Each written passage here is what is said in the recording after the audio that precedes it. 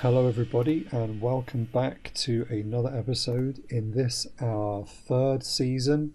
I mean technically our second season because our other second season was only 3 episodes long. So our second proper season, but I'm getting lost already. Welcome back to our Poliziotteschi season. Yes, here I am getting myself confused, and we've only just started. So, welcome back. This is our Poliziotteschi season. I'm here as ever with my co-host, Rod Barnett. Hello, Rod. Hello, Adrian. How you doing today, buddy? Yeah, very good, thank you. Now, you've just published an episode on the Bloody Pit, covering a Lucio Fulci film that many people may be less familiar with, called Murder Rock. Yeah, it's one of his post peak horror period films. It's once you get into about '84, a lot of the ones that are drawn to the fans that are drawn to Lucio Fulci for his horror output have a tendency to drop away because he wasn't continuing to shove splinters through people's eyes, and that's what a lot of these people came for. So they get disappointed. That's interesting. Yeah, you mentioned in the podcast how bloodless Murder Rock is. Yeah. And I haven't seen it, but I did just recently watch Demonia, or Daemonia, however he's pronouncing that, which came from, I think it was like 1990. Yeah, and that one is, that one that is, again, surprisingly bloodless and also not great. Well, yeah, and the thing is, I recently, when I say recently, I say in the past couple of years, it's come out on Blu-ray. I can't remember when because I have it, but I haven't rewatched it. But I have every desire to rewatch that particular film too, because I remember being very disappointed with it back in the old bootleg days of the 90s when I was racing my way through everything I could get my hands on. And I do wonder now if my attitude toward it will change. You never know. Yeah, you never know. I mean, I don't consider it very likely, but I do intend to revisit all of these films. Giving myself enough space to possibly change over time. But it's definitely worth giving it a shot. But any Fulci is better than no Fulci, I always say. Well, the thing about Murder Rock is that aside from the egregious title, which does the film no favors whatsoever, because it certainly has nothing to do with rock. It's a combination of fame and Flashdance with some murders. It's got a murder mystery. It's like watching Fame or Flashdance if there was a murder mystery and threaded through the entire story. And it is I'm sold. Yeah, exactly. I mean, it's a mid '80s giallo, which means it's well past the giallo's sell by date. But at the same time, it's pretty effectively done. And if you go in with the knowledge that that's what this is, your joy may vary a little bit, but it's not a bad film. It's just for a lot of people not what they expect. But it's a pretty good little film. I mean, it's not nearly as good as the giallos that Fulci was making in the 70s, don't get me wrong. But it's also not crap. So, well, this is a good opportunity for me to plug the fact that I've been looking back at the stats on our episodes. Now, we've been doing this, would you believe? We started this a year ago. So this episode is going to be our first anniversary episode by the time I get it out, probably. And I didn't get you anything. Me neither. I'm sorry.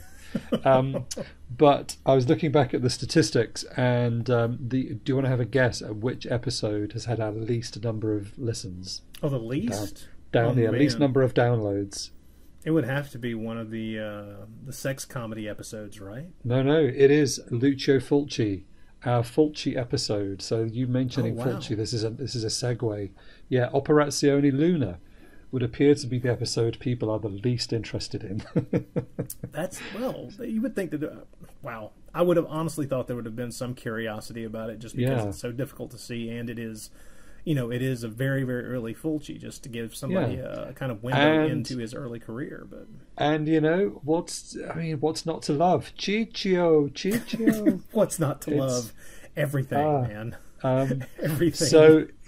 So the chances are, if you're listening to this episode, you may not have heard that one. So do go back and check it out, because Fulci's early comedies are certainly films that get less interest from genre fans. But I personally quite enjoyed that film. Now, our second least listened to episode also has a connection to today's episode. And I'll come back to that. I'm going to leave you on a little cliffhanger there. But you're very excited to know what is. I am curious. I'll admit it. Yeah. The second least popular episode. Well, we'll come back to that. But I would like to thank everybody for listening. This has been a fun year so far, and I've been really pleased at the interest that we've had. As always, there could be even more. So let's see if we can grow even more in this coming year. Certainly got lots of ideas for future seasons, and I wish I had more time to fly through them. I've been considering whether we should do shorter seasons, but I do quite like the idea of doing 10.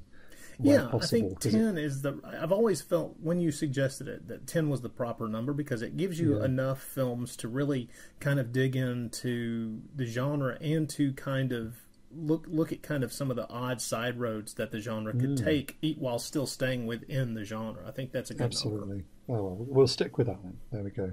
That's all the confirmation we needed.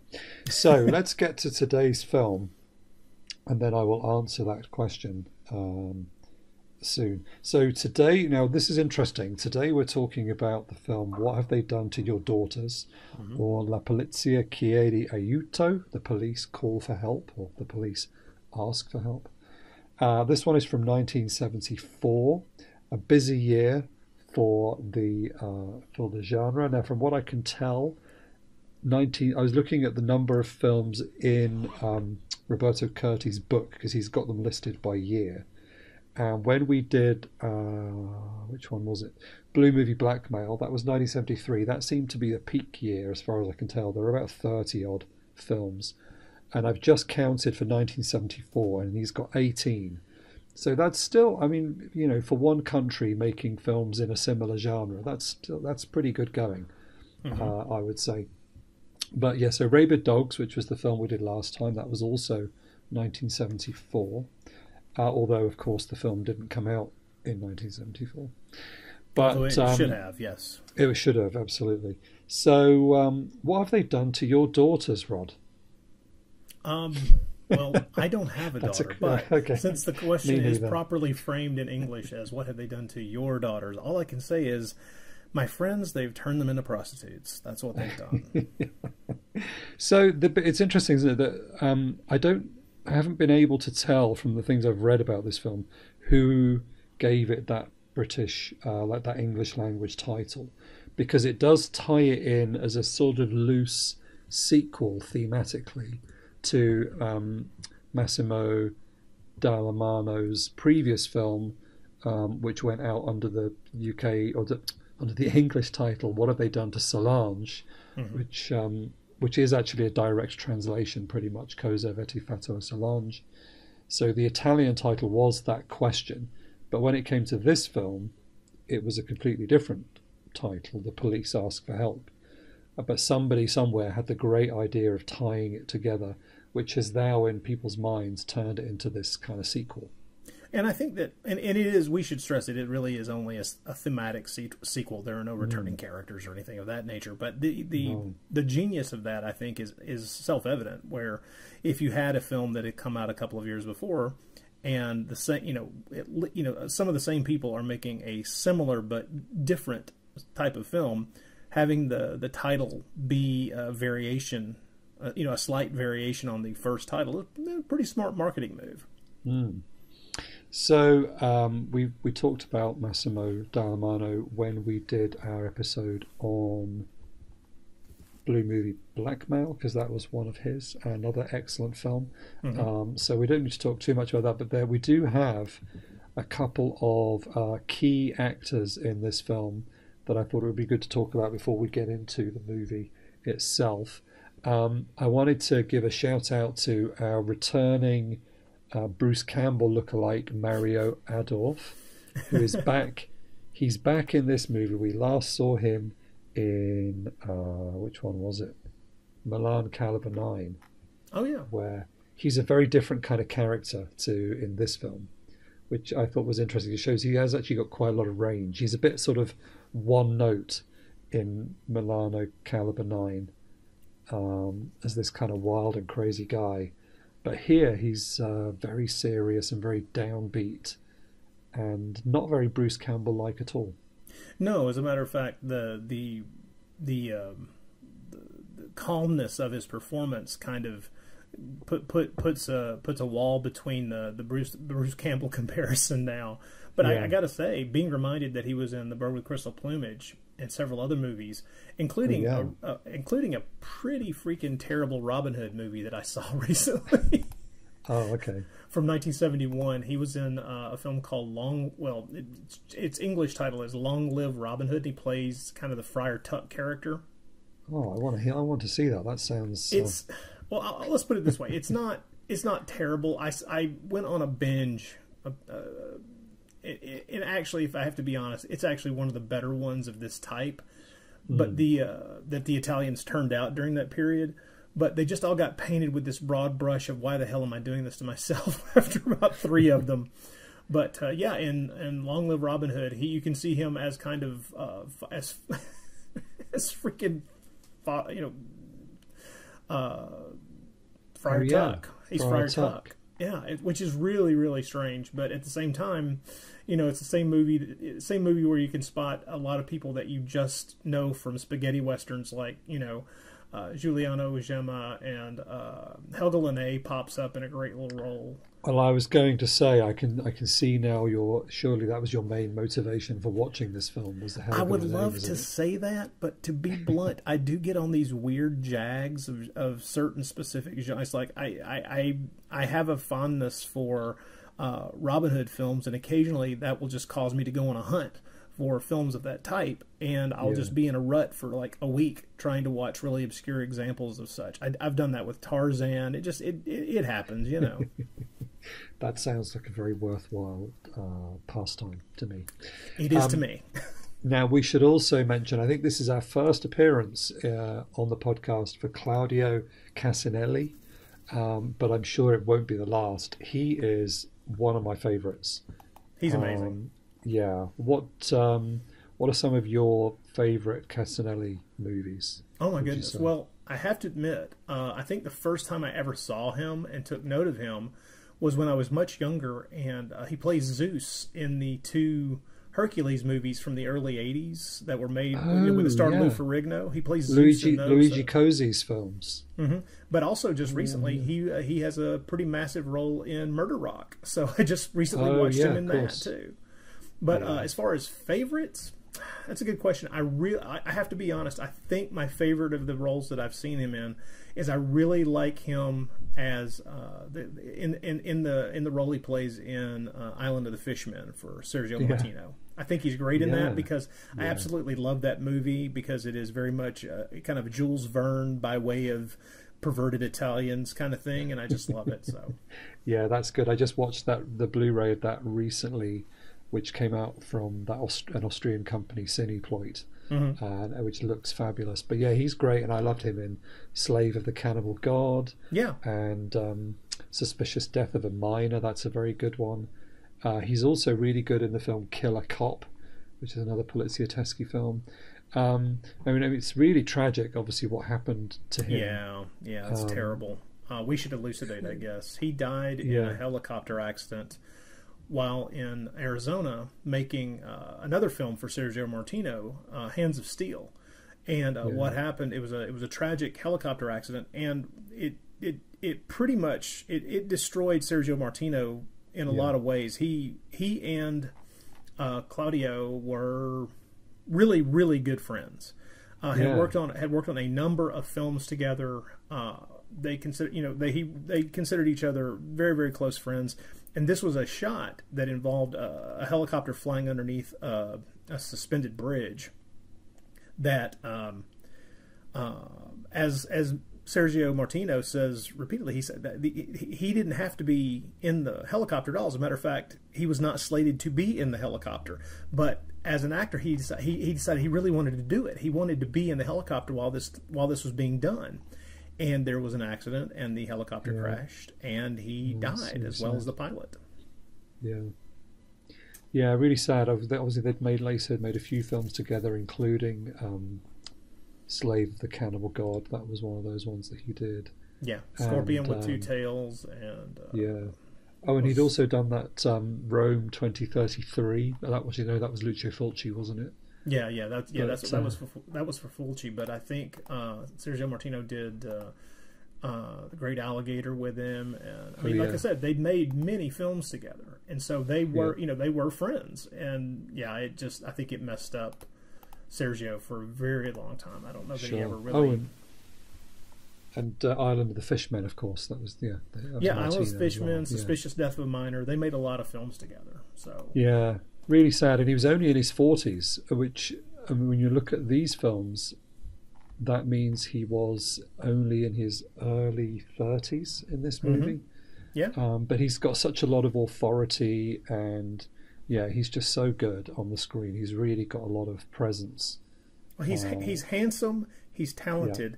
And he brings a gravitas to the roles that he plays in every film that you see him in. It's not a surprise to anybody that he would be cast to play Zeus. Let's be honest. Yeah, that's true.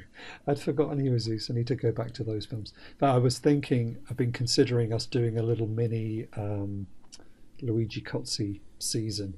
So I'd love to do that. Yeah, maybe we'll throw one of those in. Another returning actor to the podcast, and this is what connects me back to my what was our second least popular episode.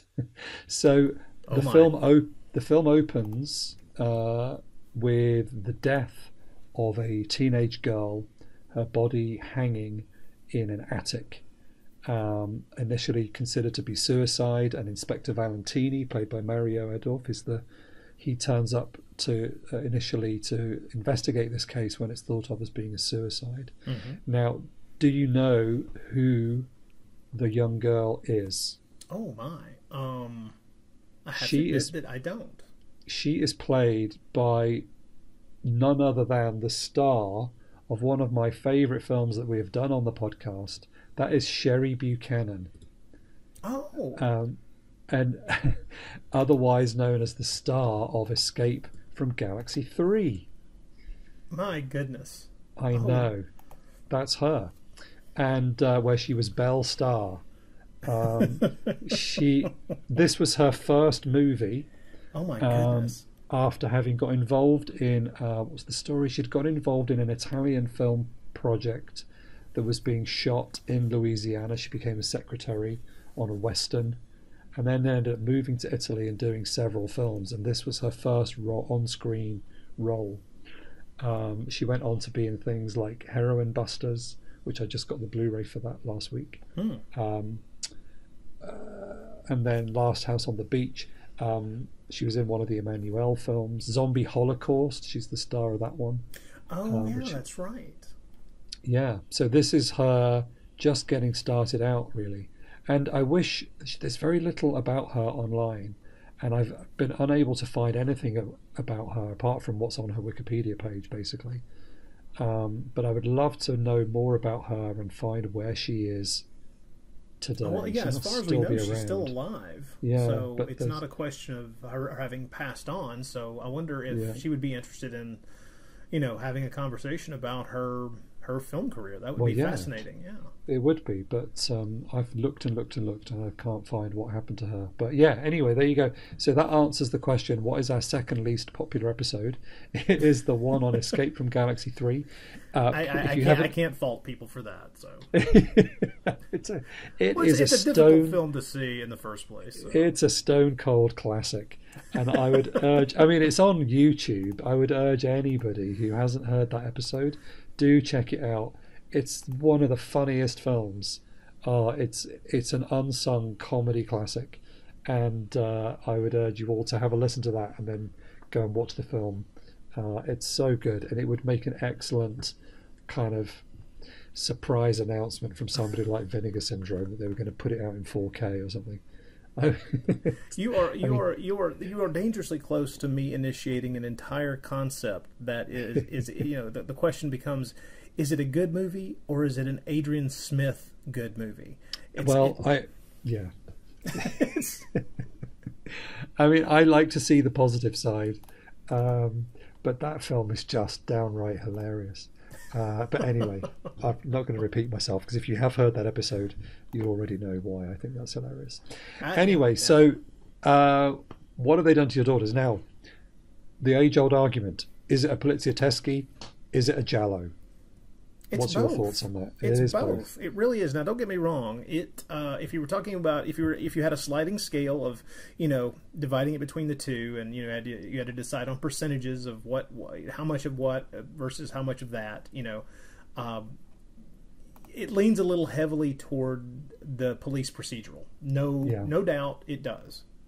But at the same time, it is very much in keeping with the elements that you would expect from a Giallo, to the point where it's really about, I'd say, maybe a 60-40 split between police procedural and murder thriller, and sometimes it feels like it's sliding toward maybe 65, and sometimes it feels like, because there are chases in this film so good, that are so tense, that are so, I mean, just fingernails fingernails tightened on the armrest of the chair. Just, I mean, there's some really amazing stuff, and there's a variation. There's a lot of variety within those chases. I mean, there are these amazing on foot chases where where we start a scene where everything is tense, and then there's this massive burst of blood red violence, and then a chase follows immediately after it. It's exceptionally well done. And then there are two. There's one really brilliant motorcycle versus car chase that is just some of the best stuff you're going to see of that type from the period. And then the ending is this incredibly tense thing where you think it's going to bust out into that kind of thing, but honestly, there's just too many people around, and it's clearly not going to go that way. It's just it's an exceptional. I sometimes fear that we tend to really enjoy films because of the things that we enjoy within the genre more than someone coming fresh to a particular film for the first time would really enjoy it. But I can honestly say this is one of the best films of this type that exists. Some people would say that What Have They Done to Solange is a slightly better movie, but it's also a different movie with a different pulse. I think this is a fantastic combination of splitting the difference between a Giallo, a murder thriller, a murder mystery that kind of keeps you guessing about who is the murderer, what is going on exactly, as the layers of the onion get peeled away, but at the same time is just packed with those kinds of police action sequences that you live for in the Poliziotteschi. It's amazing. It's really well done. It's such a good little movie. Yeah, and that, like you mentioned, that main chase with the motorbike and the police car chasing him, when I was watching that, I really felt like, did they get permission to film this? Did they close any roads? Or are they just filming in real traffic and just going for it? It's got that sort of feel to it, that it's very much just, let's just race and do this before the police get here kind of thing. There's some of it, once they get out into the countryside and they're on those gravel roads, that's not a problem. But some of that stuff in the city, I don't know, man. Yeah. Well, I know that there are other directors who did do stuff like that without closing off any roads or anything like that. I know. I'm pretty sure in Live Like a Cop, Die Like a Man, some of the stuff in there is just for real.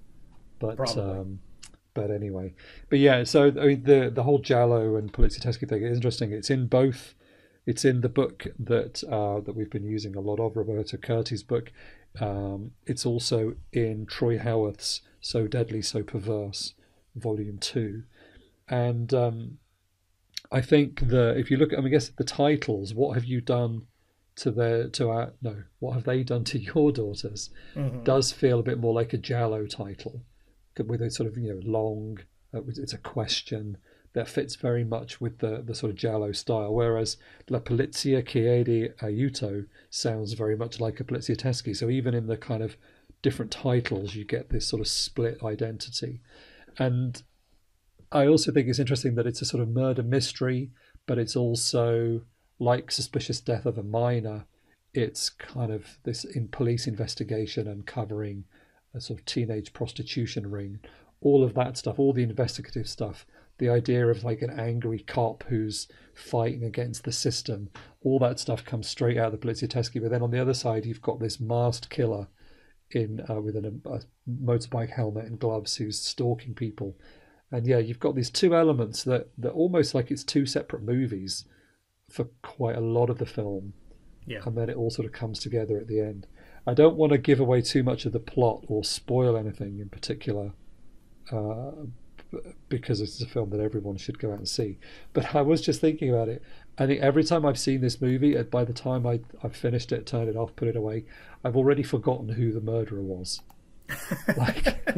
Which I have to say, I agree with you, because I've watched it twice now here in the past week, and when I started it the second time, I remember the outcome. I remember the details of how things break down and the actions that take place. But I had to watch it a second time to be reminded, oh yeah, it's this guy. But the thing is, it's not that it doesn't make sense or anything of that nature. I think it's kind of a strange attestation to the fact that by that point in time, we've already sussed out it's a prostitution ring, how things are being done, who's kind of masterminding it. So the person who's running around with a meat cleaver on a motorcycle he's kind of, I hate to put it this way, he's kind of like the secondary villain. Yeah. And his identity isn't so important because we're verbally told who it is about 5 minutes or 10 minutes before the end, and then the end of the movie is that getting wrapped up and him getting captured. So it's not so important it's more important who the ringleader is. Yeah, it's like there's two separate crimes really here that are being investigated, and the one that's getting all of the real attention is who is behind this prostitution racket. And what's interesting is that there you've got these schoolgirls who are involved in this thing, and they interview some of the girls and talk to them, and the girls are never really blamed or accused of doing anything wrong. They're treated very much as victims themselves. Right. And the real emphasis is on these horrible old guys who've been doing this thing and getting away with it. And then you start to discover that this goes up, that these are all important men. This goes into, the sort of higher echelons of Italian society. Mm-hmm. And by the end of the movie, it's a kind of really depressing end, that they may catch the killer, but they don't catch the real villains. There's this suggestion that they've still got a lot of work to do if they're going to bring this thing down. So it's quite a downer.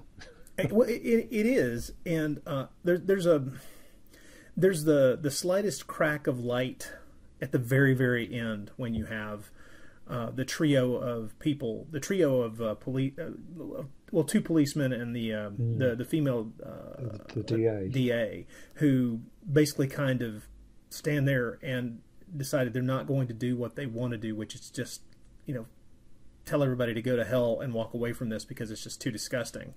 Yeah. But that they're going to stand and fight, and so there's that positive. You can look at it as that being the positive way in which something like this can turn out, with all the negativity, all the dark elements of the story kind of culminating in the only way that they really could.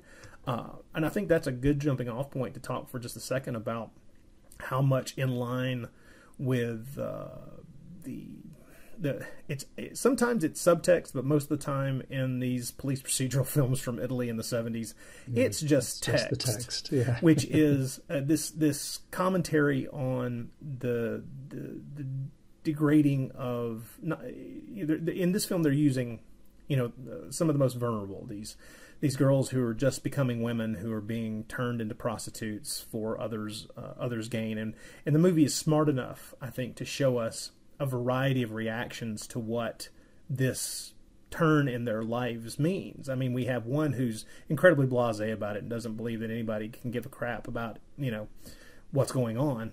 Mm-hmm. And then these others who are obviously traumatized, and one who's been murdered. The desire within the film to, although not draw a lot of attention to it, but to show the various ways in which people are reacting to this, who are the ones being exploited, is another big plus to this, because they cannot spend a whole lot of time on this before it or it would turn into some kind of kitchen sink drama about the horrors that the English title spells out, right? Yeah. But it is the underlying thing that drives the story, and these films spend a lot of time mining the standard fears, not just of parents, but the standard fears of any society that is watching a large number of the youth, he says, putting it in scare quotes, doing things that are considered immoral or wrong, or the kinds of things that are, even if they're not necessarily criminal, in this case they are criminal, but that are not approved of. There's this tisk-tisking of the younger generation that is folded into the way these stories are constructed. And don't get me wrong, I know that, because we often have to point out that as much as we may enjoy something like a Dirty Harry film, to point to a similar, American version of this kind of thing, the politics being espoused by these movies are, in the end, taken to their extreme, fascistic. The hard right version of a world in which these cops would be able to run roughshod over anyone who was stepping out of line is not a pretty sight. It's not a concept that you would want to, it's not a country you'd want to live in. And it's not a concept that anybody sane who thinks for more than 5 seconds about something like this would consciously back up and think would be a good idea. It'd be a good idea for about 10 minutes. Yeah. And then you would step out of line and get the same treatment, and suddenly wonder why your parking ticket is suddenly a capital offense. Yeah. It's like, wouldn't it be fun if Dirty Harry was real? No, it wouldn't. No, it'd be horrible. Terrible. But what I like with this movie, because obviously the Dirty Harry and French Connection kind of model is what's behind a lot of the Poliziotteschi films. Yeah. But I like how this one, you've got, so as we mentioned, so the film starts with a murder. Inspector Valentini is on board at first because they think it's a suicide. Once it becomes murder, it gets turned over to Inspector Silvestri, played by Claudio Cassinelli. He is in constant contact with the assistant DA, Vittorio Stori, played by Giovanni Ralli, and there's a whole big thing made about the fact, oh, it's a woman. Sort of very Roger Moore, James Bond, a woman kind of thing. And there's lots of, oh no, he's a woman, we're embarrassed. Oh, is she going to be as good as a man? But she turns out to be a very good ally for Inspector Silvestri. But you could see this, I forgot where I'm going with this now. Oh, yeah, like the whole sort of Dirty Harry thing. He could have just gone off on his own and started like shooting all these guys who have been doing this terrible thing. But but it's a bit more work. He's trying to work within the system to bring this criminal enterprise down and solve this crime and solve these murders. And he doesn't quite go as far. Even, I mean, once, because Inspector Valentini, they uncover the fact that his own daughter is one of these girls. Yeah. And you could have then sent the film off on a bit of a death wish kind of thing, where Inspector Valentini just goes off with a gun and starts blasting his way through all these guys because they know who some of them are. But he doesn't. He is still working with the police. So it's almost like the film is saying, yes, these terrible things are happening, but we have faith in the system that it could bring them down, even if it hasn't brought them down by the end of the movie. Right. There's a kind of, like you mentioned, there's that note of hope when the three of them at the end, they're kind of like, yeah, we've still got a lot of work to do. We're not going to throw in our badges and go and form some kind of vigilante hit squad. We're going to bring this thing down using the law or something like that. Because there are other Poliziotteschi films where there is a vigilante hit squad of cops, Yeah. and Dirty Harry too, I think, does that too, doesn't it? But anyway, Yeah, Magnum Force. Yeah. yeah. In terms of the plot, I don't think we should go too much into it, but let's just pick out some of the key moments from the beginning. So I've got the plot summary here from Roberto Curti's Poliziotteschi book. A 14-year-old girl, Sylvia Polvesi, that's Sherry Buchanan, Belle Starr, is found hanged in an attic after an anonymous phone call by a man who's later identified as a photographer. Now that whole scene is hilarious when they finally catch this guy, this photographer. Oh, I know. He's been basically spying on this girl and her young lover in this room. So the police officials on the case, we have Commissioner Silvestri. Valentini, at the beginning, we think he's going to be the main cop, but then he sort of disappears for quite a lot of the film and then comes back again once his daughter becomes involved, because they interrogate various suspects and witnesses, and this is where they discover, oh, it's amazing. They go to this apartment and they discover that there was there'd been a hidden tape recorder in this place, and that's when they go into the bathroom, and it's the bloodiest scene. There's this blood all up the walls, over the floor. This is a film that does not hold back on the level of violence and just horror associated with all this stuff. What I thought was really smart about the construction of the violence in this movie is that there are a few scenes of graphic violence, but they are not in the first part of the movie. This part of the movie where we are introduced to the idea that we're introduced to, okay, we think this is where the murder took place. And then we go, we're looking around the various rooms with the cops, where the camera's following along. It's this handheld camera thing, and we go into this white tile bathroom where there's not a tile in that room that has not been splattered in blood, and there's not a body there. And the movie is essentially giving you the knowledge right now that graphic violence is a possibility here. In other words, it's just kind of planting a seed that it's going to exploit later on when it flowers into view in a really couple of hideous ways. It's really smart it's the magician telling you to keep an eye on this hand, knowing that you're not going to be able to keep that in your mind as he distracts you with something else, and that's really just smart filmmaking. Yeah, because so then now they know that there are two murders, but they need a body for the second murder, and eventually they track down this car that they think was connected to the potential victim, and then they find him in the boot. And then there's an amazing scene of an autopsy where they're basically having to piece him back together like a jigsaw for an identity of who this body is.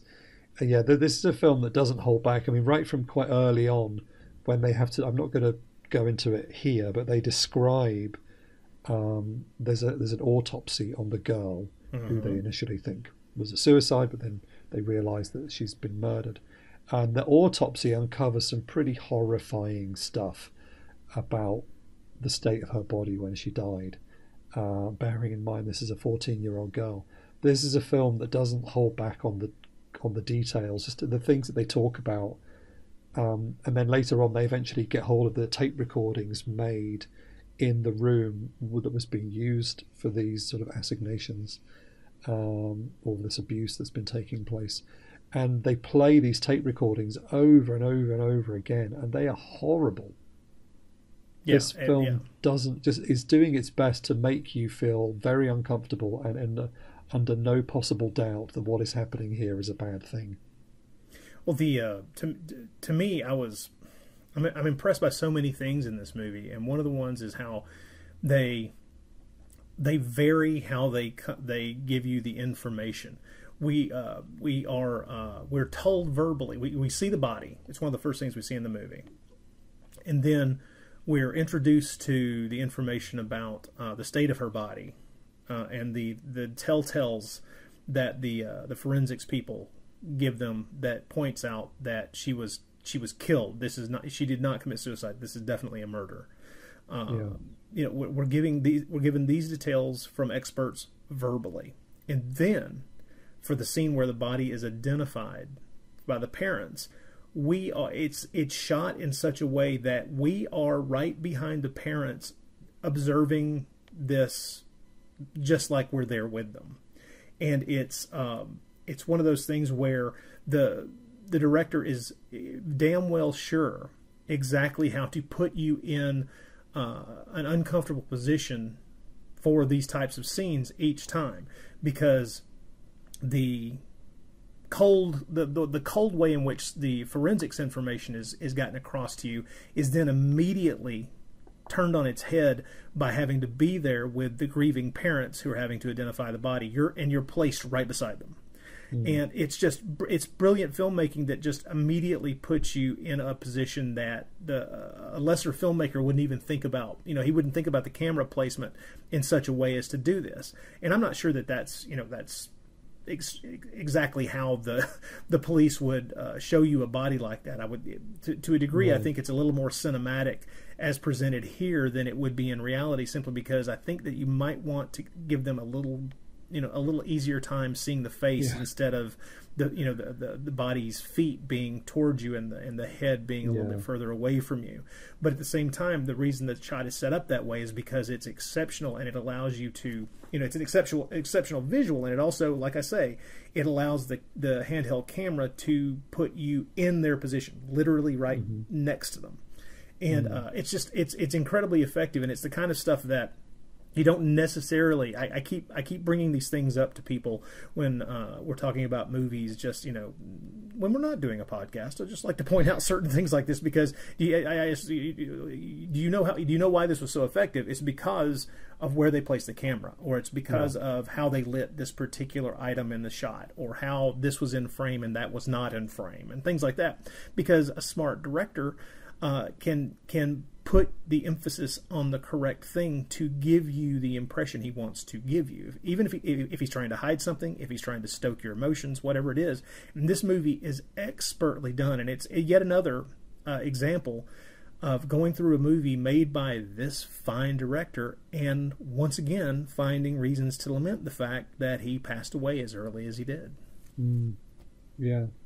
No, this film is just so full of really effective moments. Like you mentioned, there's a foot chase through a hospital that's shot with a really wide-angle lens that is particularly effective, and also involves some pretty shocking violence and lots of blood on the screen and everything. Yeah, they're not afraid of slinging the red around. No. So that you've got these sort of two crimes happening, and I was never quite sure, even though I've watched this film a few times, exactly what the motivation was of the killer. And I think it's to do with he has somehow been involved in this prostitution ring, and he is trying to track down the evidence that's going to be able to convict any of these kind of wealthy, powerful men. I think that's what it is. Well, to not give too much away, but these wealthy, powerful men have put themselves in the position to be blackmailed. Yeah, that's true. Because of the things that have to happen when you're blackmailing someone, that stuff can be traced back to somebody. And and the guy running around with a meat cleaver is the man whose head would be on the chopping block. So he's the man who was the face of it, and is doing his best to get rid of anything that would lead back to him. Yeah, and it's really amazing film. We haven't mentioned the music yet, which is a particularly integral part of it. Stelvio Cipriani again, who I think I talked about in the last episode, and how all his music sounds the same, which is a bit harsh. Yes, and I can't agree with you, because man, this is really good. Oh, it's such an exceptional score. He's so good.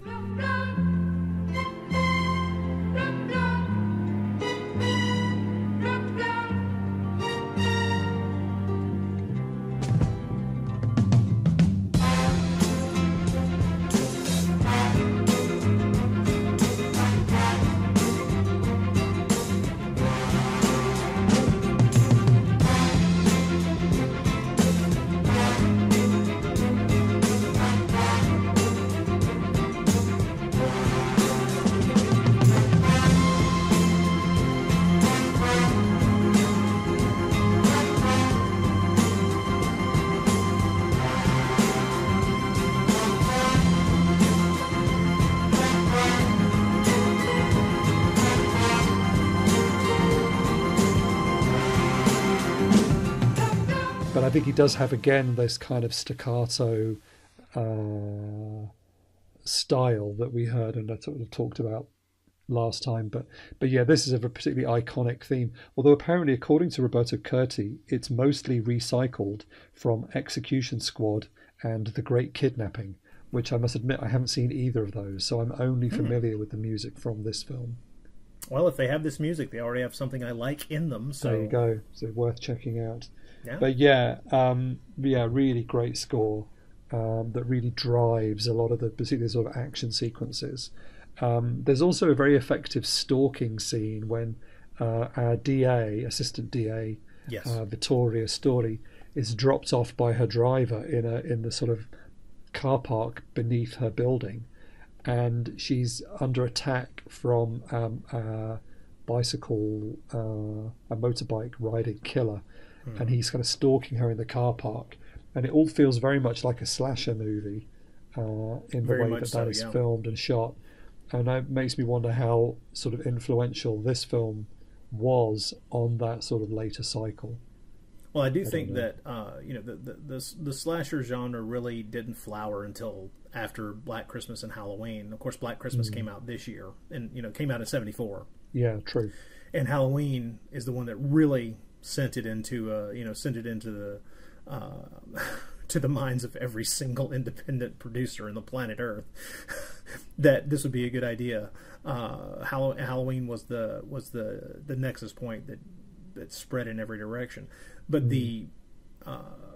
it's very easy to point backwards in times to films that influenced or kind of set the kind of parameters of what would be used within a well done slasher film. Or even a poorly done slasher film. Let's be honest. It gives you the template, the ideas behind what you're doing. I love to point to Mario Bava's Bay of Blood as a body count film.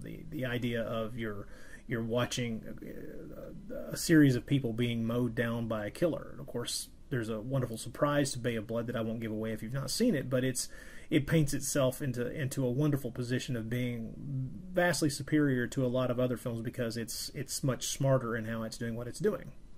But for that style, for the stalk and slash aspect of those kinds of movies, there are a lot of movies to draw upon, all the way back to Mario Bava's Blood and Black Lace. I mean, you can start looking at some of the Krimi films that have a lot of these kinds of scenes as well. The films that were produced, the criminal films that were produced in Germany in the late 50s through the early 70s, of which this may be considered right after the tail end of that kind of ended. There are some places that would list What Have You Done to Solange as kind of one of the last of the quote-unquote Krimi films, although I don't know if you want to... That's true, yeah. But the idea of the whole stalk and slash as a massive set piece, in other words, you're not just tossing something like this off, you're structuring it very carefully for maximum suspense and tension.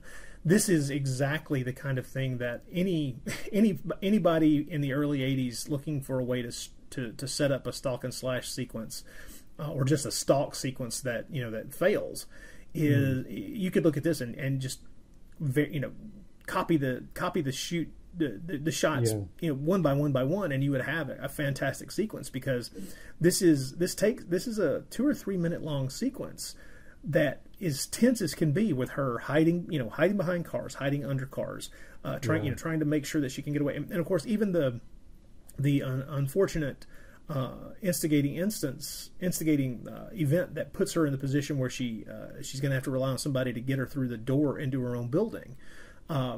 It's one of those things where you're like, one piece of bad luck, and then it escalates from there. Because without that one piece of bad luck, she would have had an easy way to keep this from escalating as it does.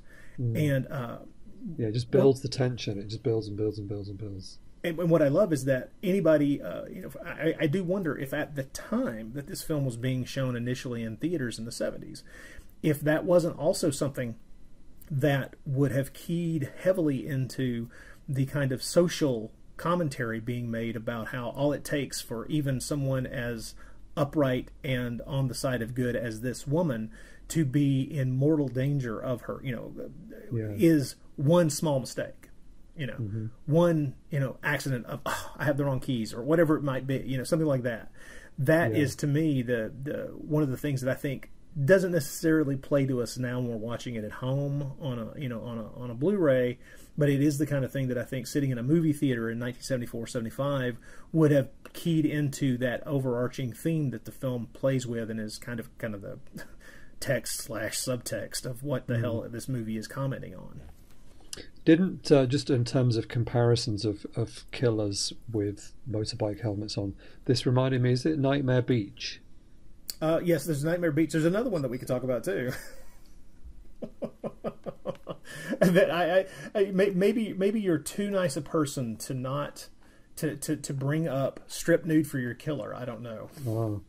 Well, I've never actually seen that one, to be honest. But that's right. You haven't. Okay, well, I did read in the book that he mentions that here, that there's a comparison with that one. Yeah, it came out in '75. Edward Fenwick. You would have to search high and low to find a sleazier Giallo whose central mystery hangs together with so few tenuous threads that it should really just fly apart when you look right at it directly.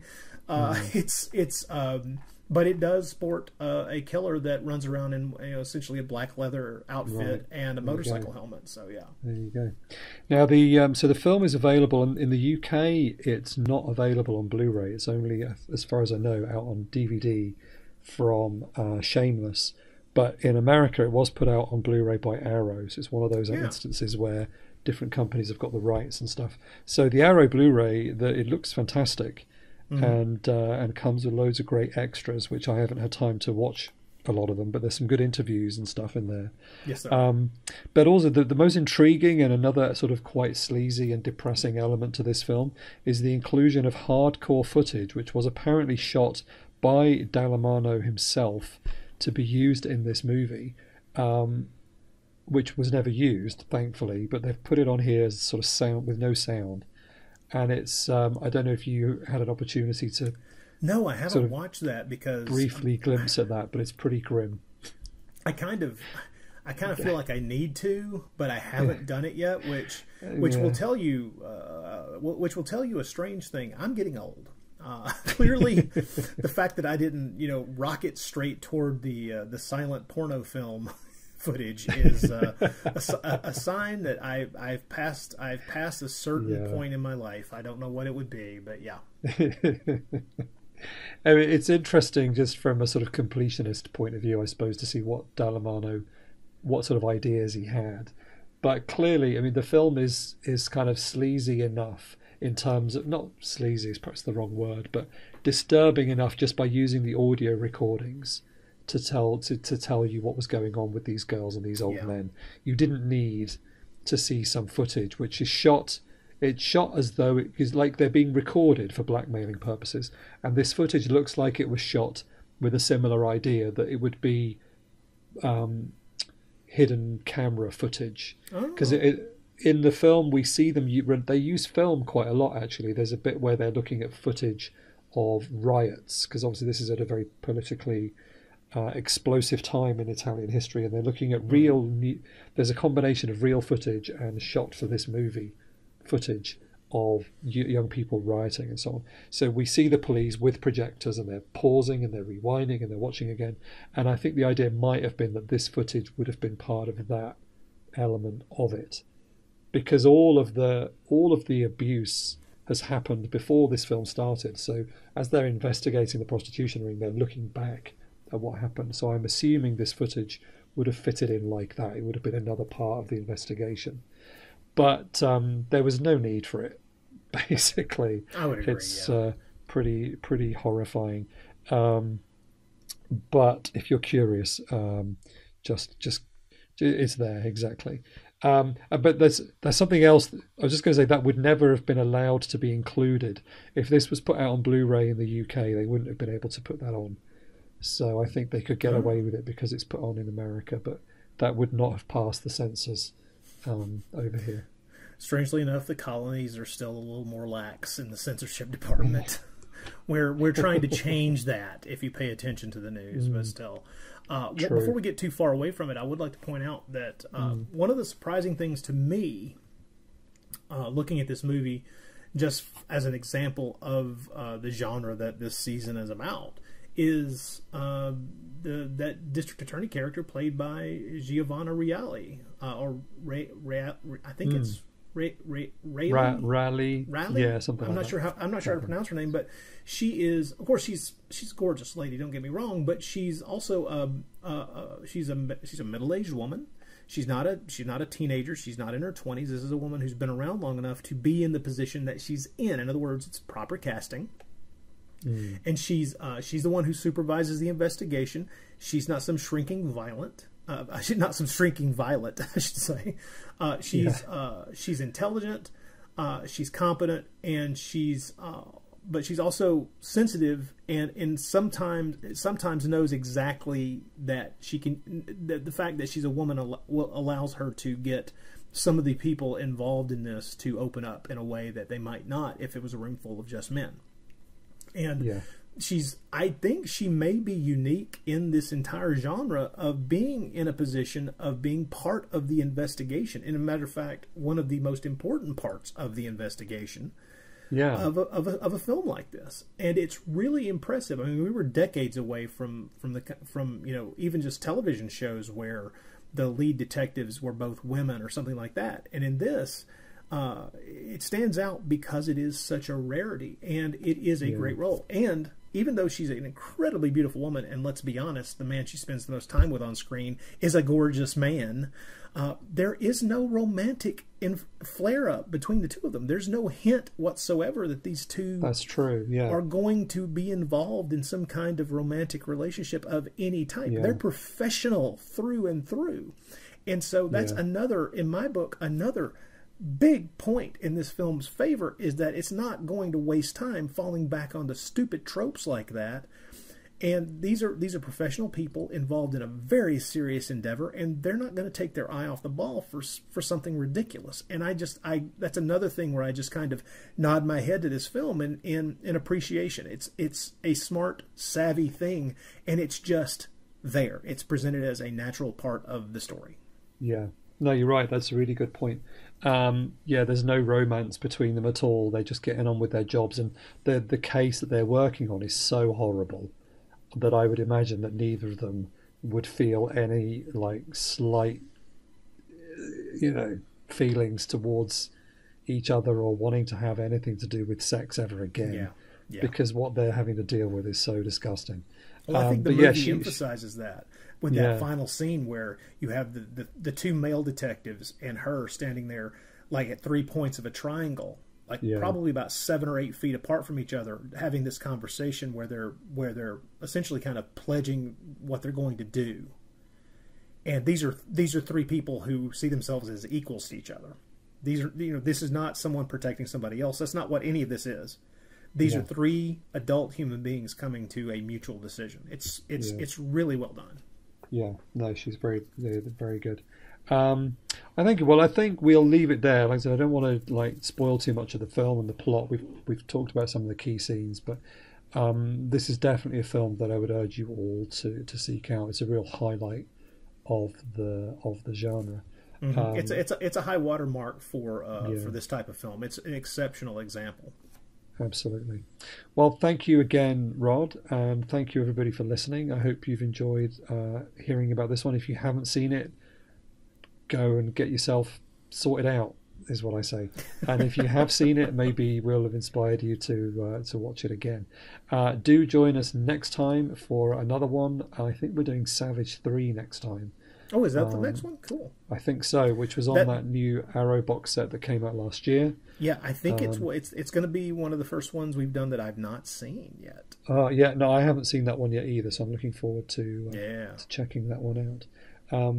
But yeah, thank you everybody. Once again, please do subscribe if you haven't already. Give us a rating or a review online. Tell your friends about the show. Tell your friends.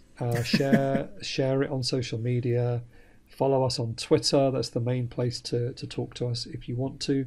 And all of that stuff. All the links, as usual, and the email address are in the notes. So thank you, Rod, for joining me and doing this again. And thank you for keeping this show going. This is a real delight and a true joy, man. Thank you again. Thank you. And yeah, it's been a year. Who would have thought? Oh, I know. I did not realize. I did not take note of when we first started this, so I was unaware. Yeah. There you go. Okay, thanks everybody for listening, and we'll talk to you all again soon. Bye. Bye, everyone.